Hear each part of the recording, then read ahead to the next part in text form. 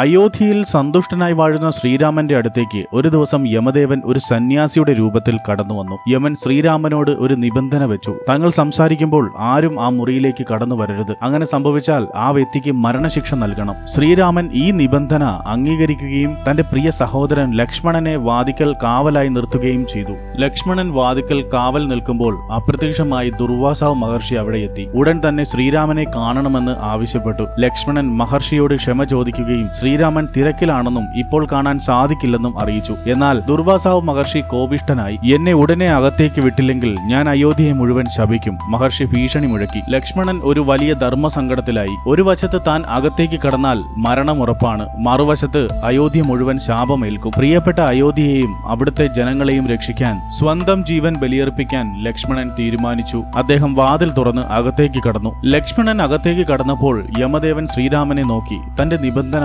ഓർമ്മിപ്പിച്ചു. ശ്രീരാമൻ ദുഃഖിതനായി. തന്റെ പ്രിയ സഹോദരന് എങ്ങനെ മരണശിക്ഷ നൽകും? ശ്രീരാമൻ വിഷമിച്ചിരിക്കുന്നത് കണ്ടപ്പോൾ ലക്ഷ്മണൻ ഒരു നിർദ്ദേശം മുന്നോട്ട് വെച്ചു. ലക്ഷ്മണൻ ശ്രീരാമനോട് പറഞ്ഞു, ജ്യേഷ്ഠ, എന്റെ ജീവിത ലക്ഷ്യം പൂർത്തിയായിരിക്കുന്നു. അങ്ങയെ സേവിക്കുക എന്നതായിരുന്നു എന്റെ ധർമ്മം. ഇപ്പോൾ ഞാൻ പോകാൻ തയ്യാറാണ്. അങ്ങനെ ലക്ഷ്മണൻ സരയൂ നദി തീരത്ത് ധ്യാനത്തിലിരുന്നു. പെട്ടെന്ന് ശ്രീരാമൻ അവിടെ എത്തുകയും ലക്ഷ്മണനോട് ഇങ്ങനെ പറഞ്ഞു, ലക്ഷ്മണ, നിന്റെ ത്യാഗം എന്റെ ഹൃദയത്തിൽ എന്നെന്നും നിലനിൽക്കും. നീ എന്റെ സഹോദരൻ മാത്രമല്ല, എന്റെ ശക്തിയും ധർമ്മവുമായിരുന്നു. നിന്റെ ഈ തീരുമാനത്തിൽ എനിക്ക് അതിയായ ദുഃഖമുണ്ട്. എങ്കിലും നിന്റെ ആഗ്രഹം ഞാൻ മാനിക്കുന്നു. നിനക്ക് പോകാൻ ഞാൻ അനുവാദം നൽകുന്നു. ശ്രീരാമന്റെ അനുവാദം ലഭിച്ചതും ലക്ഷ്മണൻ സരയൂ നദി തീരത്തേക്ക് നടന്നു. ആത്മീയമായ ഒരു ശാന്തത അദ്ദേഹത്തിന്റെ മുഖത്ത് പ്രകടമായിരുന്നു. അദ്ദേഹം പതിയെ നദിയിലിറങ്ങി ആഴങ്ങളിലേക്ക് നടന്നു. അദ്ദേഹത്തിന്റെ ഈ പ്രവൃത്തി ശ്രീരാമന് തന്റെ വാക്ക് പാലിക്കാൻ സഹായിക്കുകയും ചെയ്തു. ലക്ഷ്മണൻ സരയൂ നദിയിൽ ശരീരം ഉപേക്ഷിച്ച് തന്റെ ശേഷനാഗ രൂപം പ്രാപിച്ച് ആത്മീയ ലോകത്തേക്ക് തിരികെ പോവുകയും ചെയ്തു. ഈ കഥ നിങ്ങൾക്ക് ഇഷ്ടമായാൽ ലൈക്ക് ആൻഡ് സബ്സ്ക്രൈബ് ചെയ്യുക.